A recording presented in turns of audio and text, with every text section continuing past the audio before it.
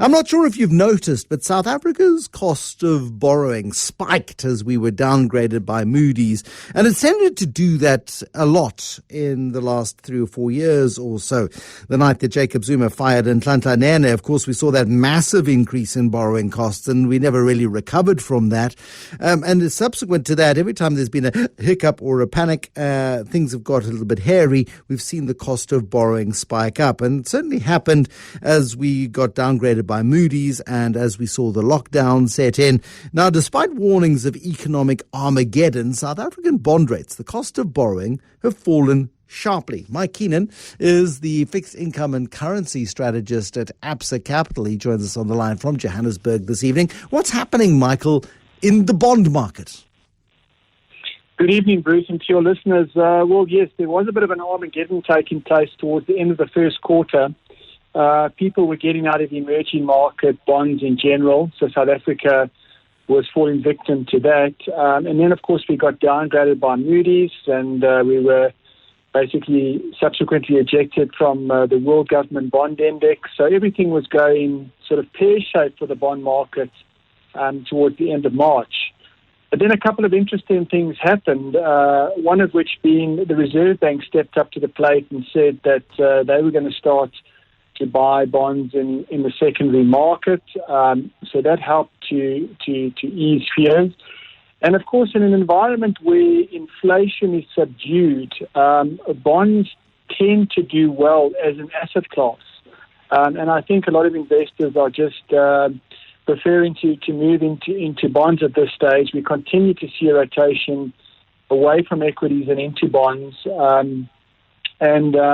I think there was just the risk premium that was priced into our yields when we got up to 11% at the end of March was just too juicy for guys to ignore. And we've seen people coming back into the market, particularly the banks. The banks now own basically a fifth of the bond market, which is a record high. So they've kind of basically bought the bonds that the foreigners were selling towards the end of March. What does that mean? I mean, what does that mean in terms of country risk? What does it mean in terms of what is fundamentally changing? Because it's a good thing to have a diverse spread of owners of your debt. It shows an appetite for that debt. If our banks are buying all the bonds, are they not the buyers of last resort? Well, I suppose you could say that to a certain degree. I mean, we have got still a relatively well-diversified bond market. I mean, South Africa has got one of the highest foreign ownership levels if you compare it to the likes of Mexico, Brazil, Indonesia. We are well owned by foreign investors because we've got very liquid and deep markets. Our yield curve goes all the way out to 30 years, which is something that's quite rare in emerging market debt. You get it in the UK, in the US, in Japan, but not so much in emerging markets. So people like to play in our markets, and so we have got a well-diversified foreign interest. We also have, the local asset managers that have been buying our bonds in previous months, especially last year, they bought quite a lot.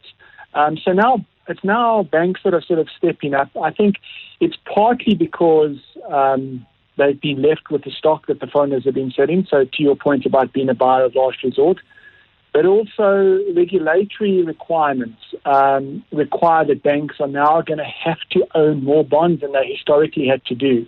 Basel III dictates that. Okay. And then finally, when you actually convert the bonds, when you swap them out, banks actually can do quite well by converting those bonds into sort of floating rate notes. They earn a pretty good return on it. So then, when we look at the state of the bond market, the cost of borrowing has dropped dramatically. This is a really good economic indicator, surely. Well, I mean, it's a sign of the times in the sense that, in a low growth environment, bonds shouldn't shoot the lights out because it means the fiscus is probably going to deteriorate, and that means you're going to have to borrow more, so supply is going to increase. But it's also equally bad for equities because the corporate earnings are going to be poor. So I think bonds, as I said a little bit earlier, are probably the best place to hide in the current environment. It's obviously not great that the economy is not growing. That's first prize for South Africa from here on out. We need to get our growth going. So from that perspective, the fact that people are buying bonds might be a little bit negative. But on the other hand, as I said, inflation is soft, and that is also why bonds are doing well.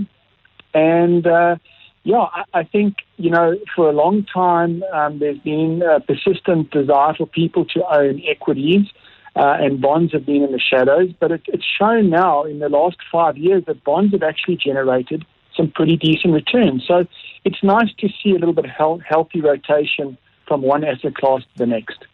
Give me a perspective on the currency as well, please, while I've got you, Michael. I mean, we've seen the currency blow out very, very significantly in the last 6 to 8 weeks, worse than normal, to record lows in some cases. A bit of a recovery over the last couple of days. I mean, what's that telling us? So yeah, Bruce, I think there we also, at the bank, we are quite constructive about the currency because similar to the bonds, we weakened sharply at the end of the first quarter. And I think there's a couple of reasons why it could come back. One is, South African asset managers are bound by prudential limits, which means they can only take X amount or 40% of their assets offshore.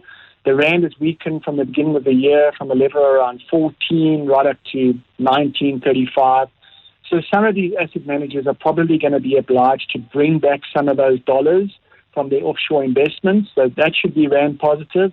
And then similar to the bonds, we actually think that foreign investors are going to come back to South Africa, again, because our markets are deep and liquid, and because we've got so much risk premium priced into our markets, we think that investors will come back, provided that, things like the COVID sort of virus pressures start to ease, and we start to get a little less risk aversion in our global markets. I think South Africa has been hit the hardest, has taken one of the biggest hits during this crisis, which then sort of from a converse perspective means that it probably can recover quicker than some of the other countries that didn't weaken to the same extent. So, I think the rand is going to end the year closer to 16.5, which is a big move from here, but we think it's possible from a valuation perspective, from a market positioning perspective, as I said, very oversold.